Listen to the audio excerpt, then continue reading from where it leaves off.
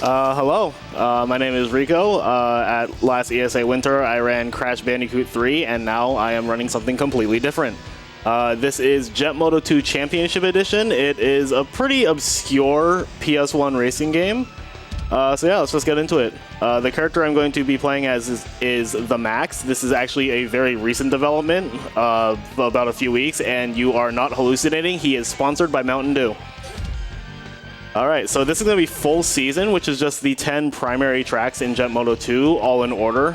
There was also a bonus incentive that was met, if I'm not mistaken, for me to do an extra track after the run called Nightmare. It was indeed met. Awesome. So we will be doing 11 tracks, and timing will start as soon as I press the button for full season.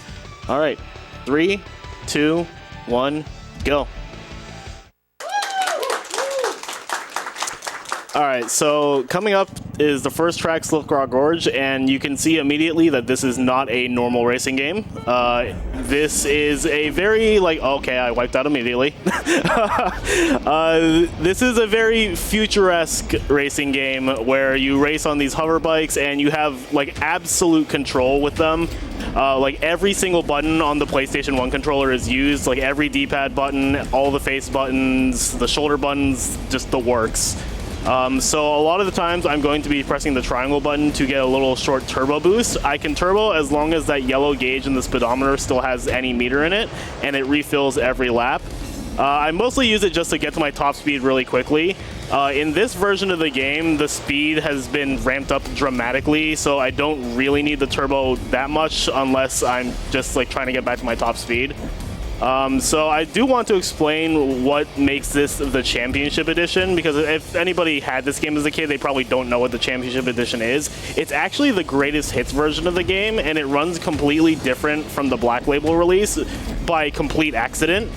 So basically, after they released this game, the lead producer wanted his own version that had everything unlocked from the start and ran at a consistent 30, which he got by reducing the number of on-screen racers from 10 to 4. And he liked it so much that he sent it to Sony and said, you guys should make this the greatest hits version. And they said, no, we can't do that. It has to be identical to the Black Label release. So he sent them a Black Label version to burn a copy of for the greatest hits release, and someone messed up and copied the Championship Edition. So by complete accident, we have the superior version of the game. And it runs significantly faster and is a lot smoother, and I just like it so much more than the original release. But yeah, this is a pretty tame start to the run. The tracks get a lot crazier from here. But yeah, there's only about, I want to say, 10 to 15 more seconds of this track.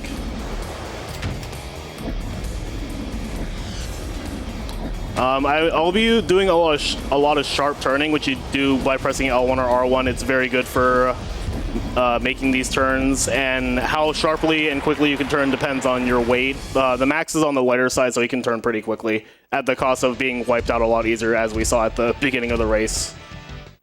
Alright, so the next track is Meltdown, and this is the first of a type of course where instead of being a complete loop, you start in the center, you go to one end, completely turn around, go back to the other end, and go against oncoming racers. And then when you get to the other end, you just rinse and repeat, and the lap is when you return to the center.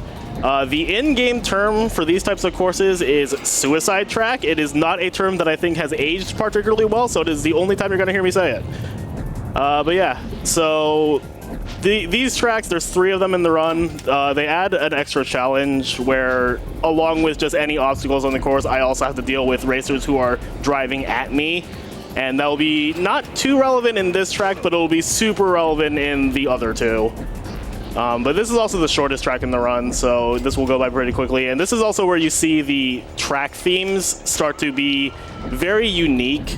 That's one of the biggest strengths I think Jet Moto 2 has over Jet Moto 1, where Jet Moto 2 has only 3 different track themes, and they're all pretty basic. Every single track in this run has a completely unique theme, and they're all really cool. This is just you're racing on a beach with an active volcano, and I really just think this game was super ahead of its time. And this track also introduces the grapple beams, which we will see in almost every other track in this run. Basically, if I'm near one and I press the circle button, I get magnetically pulled to it, and that is super good for just being able to just make tight turns like this. Another thing I'm going to be trying to do throughout this run is trying to stay grounded as much as possible. Whenever you're in the air, your top speed is much lower, so basically any time I spend in the air is time lost.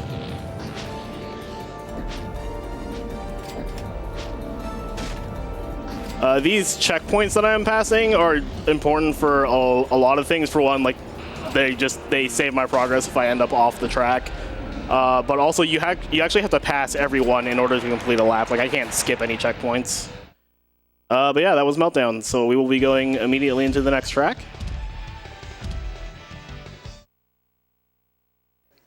Do we have some time for some donations? Oh yeah, go for it. All right, we got a $10 donation from Trasher DBS saying, glad to see the world record holder and only runner of the game on speedrun.com representing this game. You got this, Rico. Also, we got $20 from Lexi saying, good luck, Rico. And lastly, we got a $100 donation from Jamie the Bunny saying, fish. They're putting that towards the Twilight Princess low percent skip Stallard incentive. Thank you so much for all of those generous donations. Thank you for the donations, everyone. All right, so this is personally one of my favorite tracks in the game. This is Aftershock, and the setting for this is just like Los Angeles after a gigantic earthquake. So basically, this track is just racing across a bunch of debris. There's broken highways and like destroyed airplanes in the water here. I generally try to ignore most of them again because I don't really want to be airborne. This game also has an absolutely fantastic soundtrack. Like I feel like it's definitely one of the most like underrated soundtracks in any game.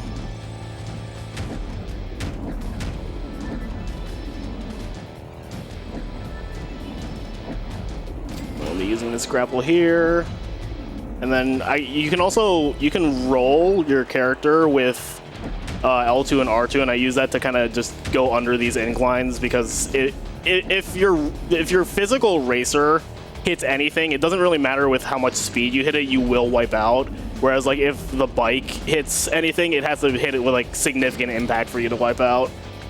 So the checkpoints are really easy to wipe out on if I'm just like too far in the air.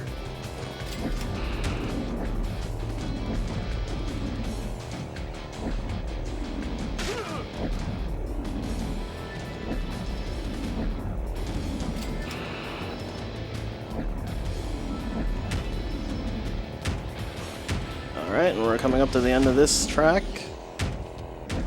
204 is really good. I think my best in this track is like a 202, which I got a few days ago. So that was a very solid Aftershock. Alright, so the next track is one that I've grown to be not particularly fond of. This is Arctic Blast. It's the first notable difficulty spike, both casually and in the run. Casually, this is the first track that you can actually fall off of, and it's where this game starts to really blend like platforming elements into the racing, so it's really just as much of a platforming game as it is a racing game, which honestly I think is really cool. But this track is like very brutal after the first three where you can't really fall off the map, whereas this one you very much can, and if you're not careful it will happen a lot, like right here. Just a little bit of corner cut there. In the speedrun, what makes this track really annoying is that it's very, very easy to just go flying like this, and it is very easy to lose a lot of time as a result. I think my best time here is like a 2:12, and I usually average like 2:25s, just because it's that easy to lose like 15 or more seconds just by just being flung into the air. And the terrain of this early part also lends yourself to being launched into the air. Like these waves slow you down, they can't really be avoided.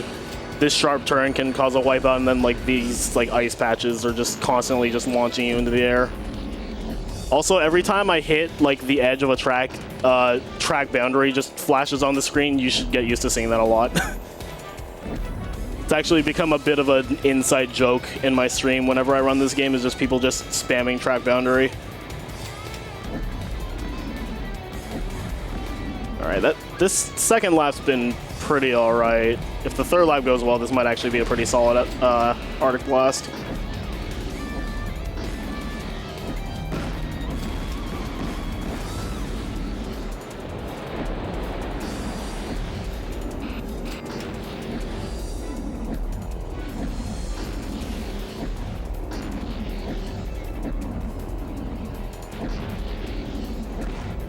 While I'm finishing up the, you can read one donation. Sure thing. We got $15 from Archie saying, I may be a fool, but this kind of game makes me go moto crazy. Good luck, Rico. Thank you, Archie. Oh, I almost fell off there. Alright, this lap 3 has been a bit shaky, but I think lap 2 was solid enough that this is still a pretty decent Arctic Blast. Yeah, 218 is definitely fine.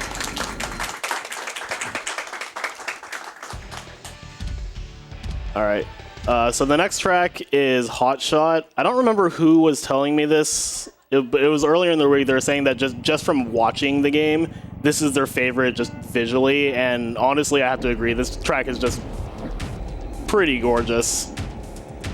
Also has one of the best songs in the game, if not the best. And I didn't think I hit it that hard, but okay. Sometimes when you drive past the Buffalo, they make a noise like that. This is one of my favorite parts right there, just pivoting between two grapples, and then you just drop down this just cliff of water.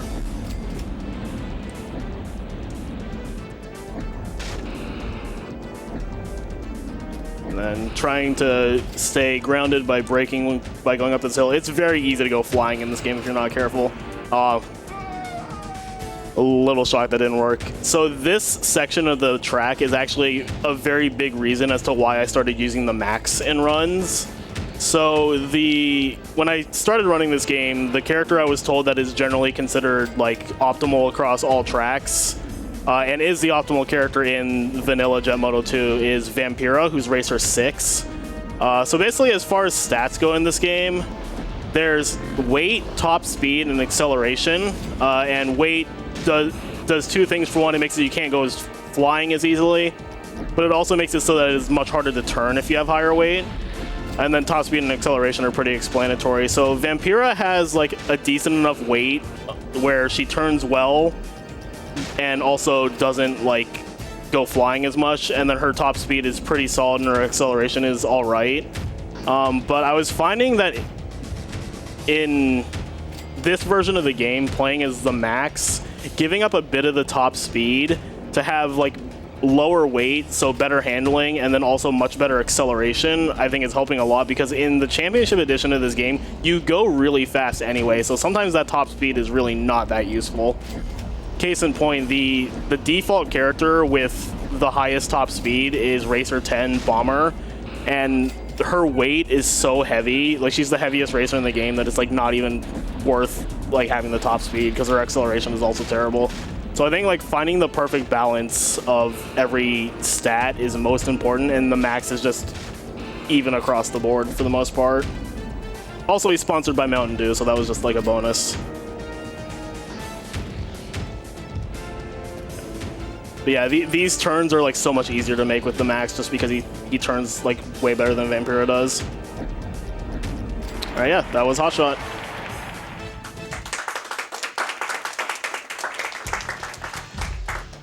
Yeah. So the next track is called The Shaft. As a kid, I absolutely hated this track. I just thought it was terrible. But now it honestly is in contention for my favorite track in the run. So this is the second of tracks where you start in the center and then turn back around. And this one actually has some cool corner cuts, like this one right here. You can get enough air and speed to just dodge that entire switchback section. And then this one I actually found a few days ago. So let's see if I can get it. That should work. Nice. So yeah, if you fall off the track there and your bike goes over the ramp, you just skip the ramp entirely. And I feel like that's just a lot better than taking the ramp, because the ramp just sends you flying. So you're just in the air for so long. But yeah, no, I found that, and then I didn't tell anybody in the Jet Moto Discord about it, and I also only briefly hinted to it in my own Discord, and I was like, I'm just going to show it off during the run. So I'm really glad I got that first try. But yeah, this is the first track where the oncoming racers are very, very relentless, especially because there's a lot of very narrow paths in this track.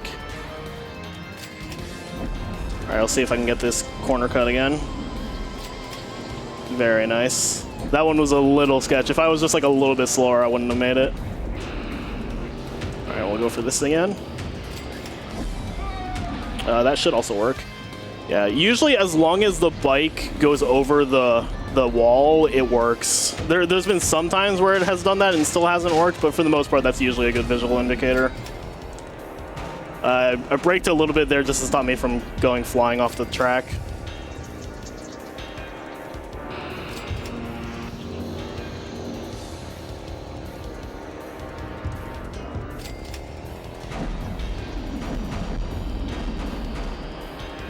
Another thing I want to know with character choice, oh nice, that is very common on this track, just to have a racer on the same bridge as me and then we just wipe each other out. And then if you fall off the track, you respawn at the last checkpoint, but if your bike stays on the track, you just respawn wherever your bike lands. So if both racers just like wipe out and then just their bike stays on the bridge, then we just respawn exactly where we are and there's a high chance of just wiping out again.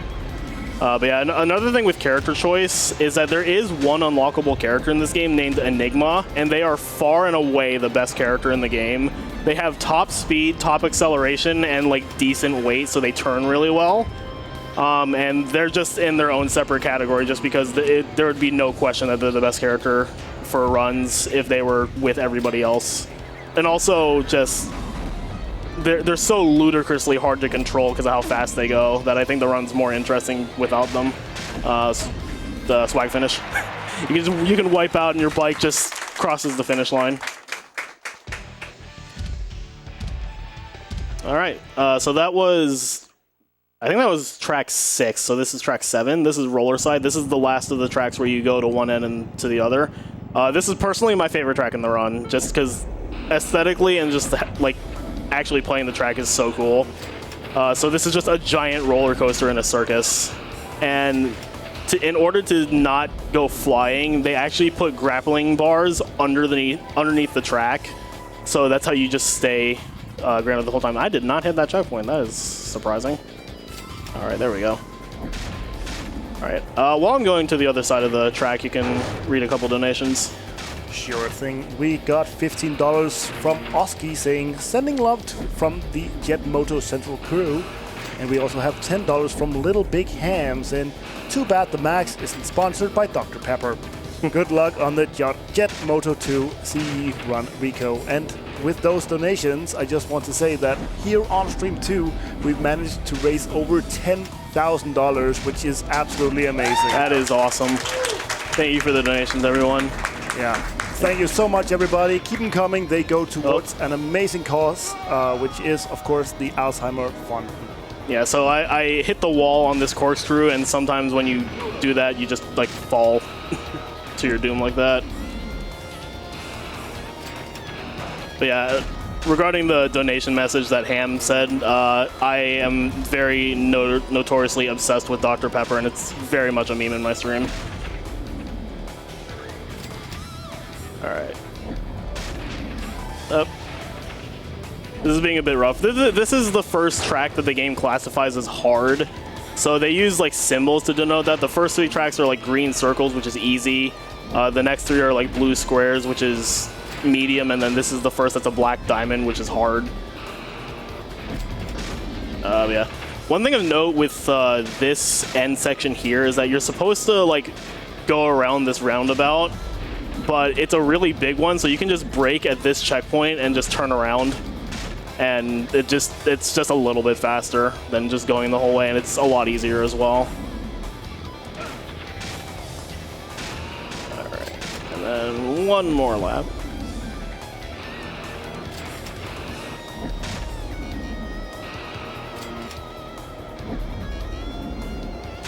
Yeah, the run really doesn't let up from this point on. Like, all of the remaining tracks are pretty brutal.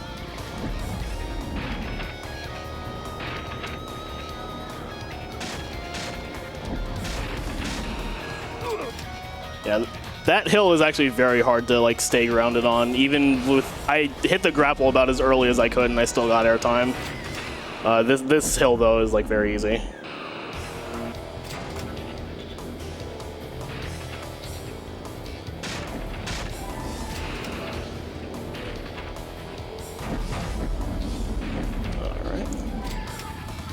And while we're finishing up this track, you can read a donation.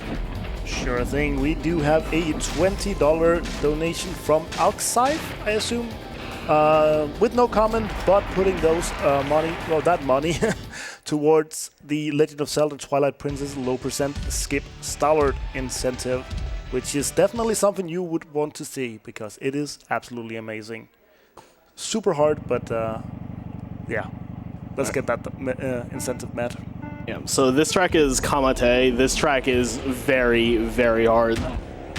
This was personally my least favorite track in the run until I started very much disliking Arctic Blast, and now I'm not sure which one I dislike more. But let it be known that Mario Kart stole the rickety bridge from Jet Moto 2. This section in particular is really rough, just this broken set of land. And then I can use the grapple here to just pull myself in and then ground myself like that. This section, the map before the race actually just calls the maze. And I've just started hugging the right because it's the easiest way to just avoid everything here. One thing I haven't really touched upon is that like all of the product placement signs on the side, this game actually did a really good job of making itself feel like an actual like racing like sporting event, which I think is just a really cool touch. There's even some tracks where you can see signs for Chef Boyardee, which I think is kind of funny.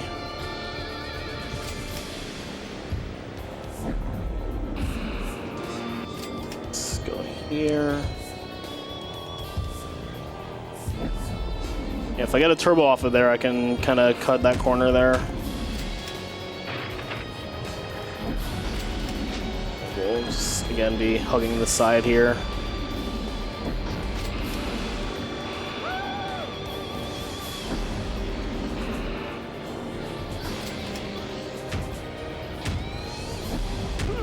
Nope. Unfortunate. Yeah, the really mean thing is that if you fall off at that point, it just sends you back to the bottom of the hill. And like, just there's so many winding turns in this track that it's very easy to lose a lot of time.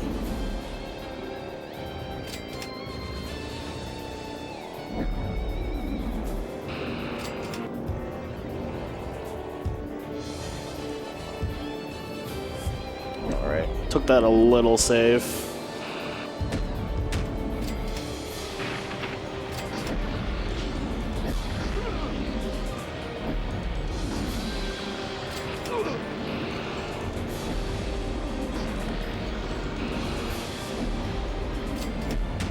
Alright, so we're coming up at the end of this track. Oh, no, I got the falling off finish at the end. Alright, so we have two more tracks in this run. The next one is Mach Schnell. This is a very evil track. It is just designed to punish anybody who just blindly goes fast without slowing down at all.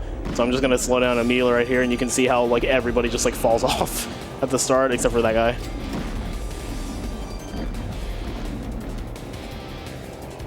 And then I'm gonna grapple around here. I have to get one of these ramps to get enough air to make this jump. And then right here, there's just this gigantic hole, and that sign like barely gives you enough warning. And then there's two grapples here, but if I use the second one too much, it just flings me off to the left here. So basically, this is just like a really mean track. And then there's this as well. And then on this like staircase section, I can get some corner cuts if I'm smart. So we'll just go here.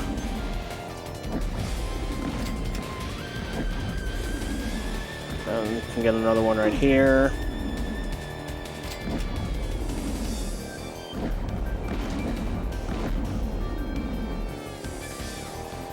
And then right here, there's like it's like a low ceiling. So yeah, very much if you just like hold down X the entire time without thinking, you will just constantly get destroyed by this track.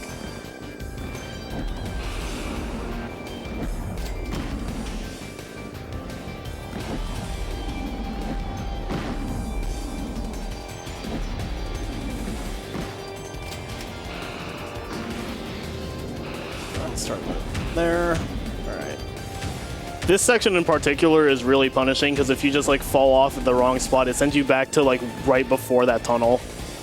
So you can lose a lot of time in this track really easily. I don't think that was enough speed. Yeah. I feel a bit cheated on that one. I clearly landed on the track. Okay, yeah, that one's definitely not working. I did that way too early. So like I was saying, you can lose a lot of time on this track. All right, we'll just go a little safer. We'll just take this one. I would have been so mad if that happened again. All right, this one's pretty safe though. Yeah. Another thing I haven't really mentioned is that you can brake in the air and your bike falls a little faster, and I use that at times to just like hit the ground a lot sooner.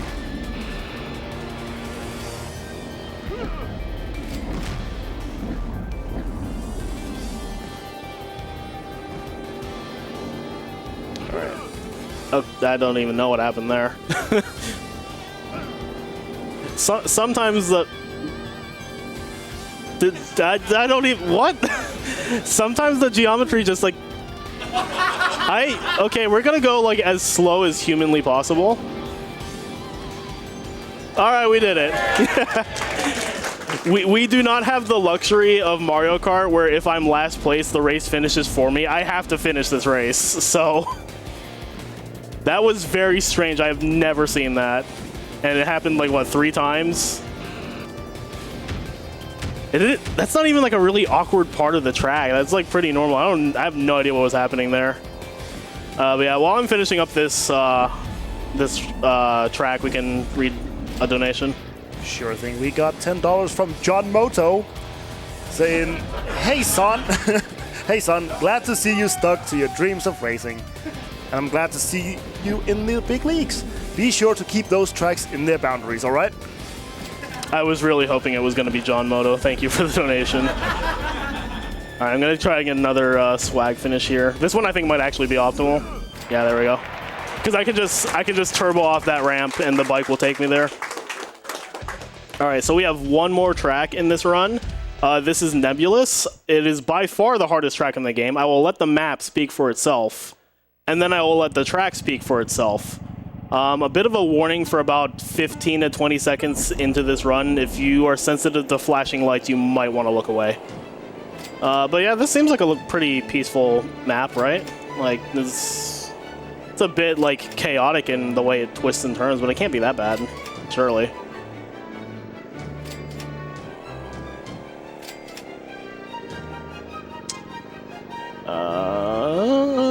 Oh. Yeah, so the theme of this track is that you constantly switch between heaven and hell, and this is like my poster child of example of how awesome like track themes are in this game. Like, who thinks of this besides the developers of Jet Moto 2? But also, like I said, it is by far the hardest track in the game. The difficulty rating the game gives it is double black diamond, so that should tell you how brutal it is. It is also by far the longest track in the game. My personal best on this track is a 3:54, and I think that run was cracked. So it also does have like this small bridge section is like a pseudo section where like there's oncoming racers. So it does have a bit of that as well. And then there's this huge like twist right here, which just goes right into this part, which can send you flying if you're not careful. This track also has no grapples, so there's no saving me if I just go flying off the track. This is the one track where I think the Championship Edition is a bit of a downside because you go so fast that the track really wasn't designed for it, and sometimes you can just like go through the floor sometimes, and it's a lot. But also I think this track is incredible.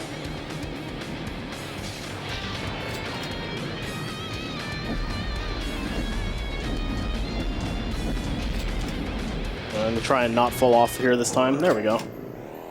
Yeah, in this track, being able to like roll your bike to hit the terrain a lot quicker is like pivotal to being fast in it.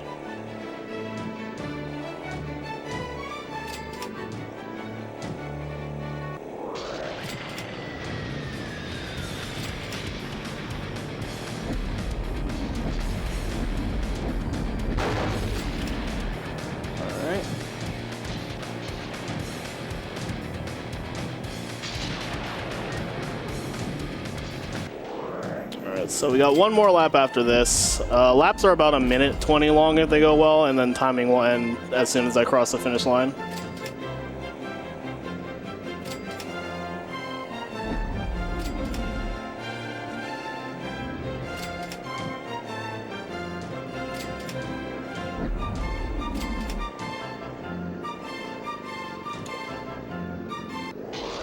All right.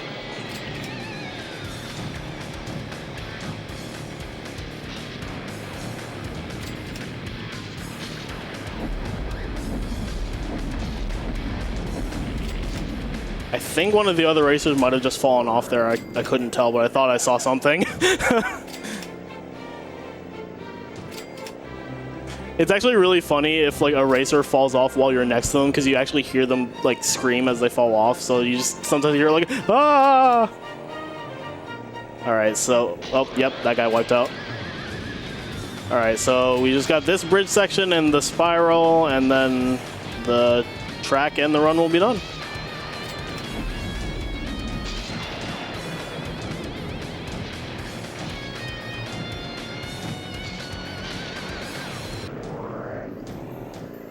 All right, and time. A 401 Nebulous is incredible, honestly. So yeah, that was full season. So now I will do the bonus incentive, which was Nightmare. Also, 30-40 real time is really good. My PB, which is the world record, is like 30-10 in real time. The leaderboard's timed in IGT, but I think the loads are pretty consistent. All right, so one of the cool things about Jet Moto 2 is that it actually has every track from Jet Moto 1 in it also. You just have to press circle on the race select screen. So this is Nightmare. This is my favorite track in the game, and this is essentially the Nebulous of Jet Moto 1. It's the hardest track in that game. Yeah, so I am really excited to be able to show this off because this track is incredible.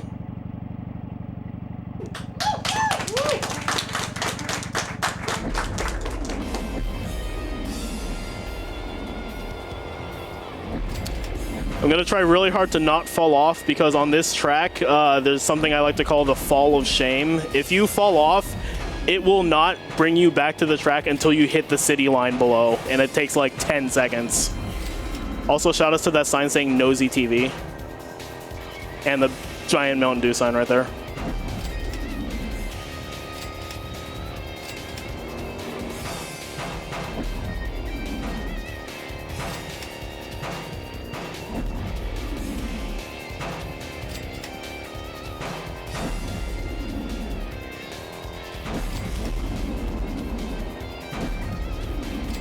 I was actually not sure if this incentive was going to get mad because, like, how many people know about Jet Moto 2, so I was actually really surprised and happy to see that it was met before my run even began, so thank you so much for that. Yeah, luckily we had the entire last day, like yesterday, where we had the $20% run, which definitely helped, I think, getting a lot of these incentive met. Yeah, anybody who saw me practicing this in the practice room over the past few days knows that I played this track a lot to just prepare if I had to run it, so.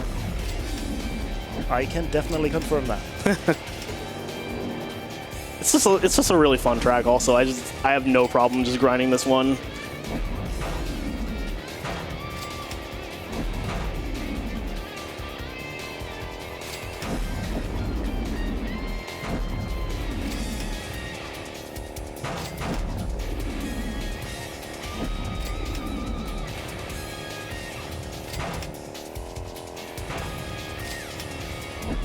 Alright, and we got one more lap.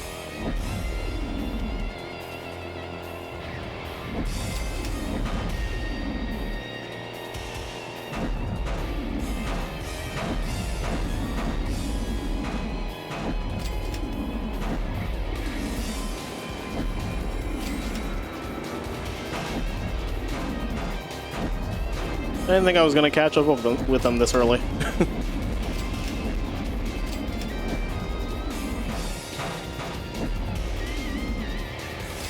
I've burned a lot of my turbo on this lap.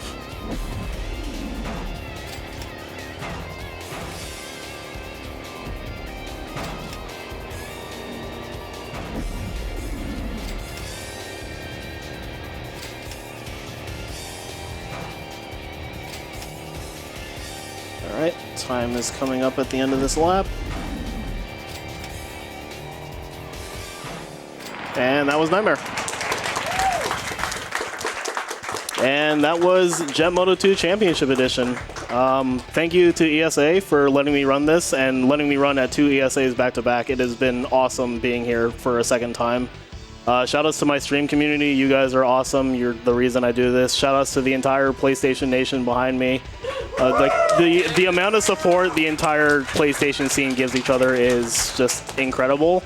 And shout-outs to Jet Moto Central. It's like a group of people who are so passionate for this game, and I've been running this for about a year, and they've been nothing but friendly and supportive to me the whole time, and I really appreciate it.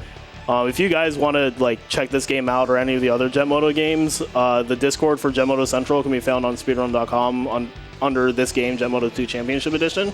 But otherwise, yeah, thanks for watching, and enjoy the rest of the event. Thank you very much for that amazing showcase. We will be going to a small intermission here, but don't go too far away because we will be back very shortly.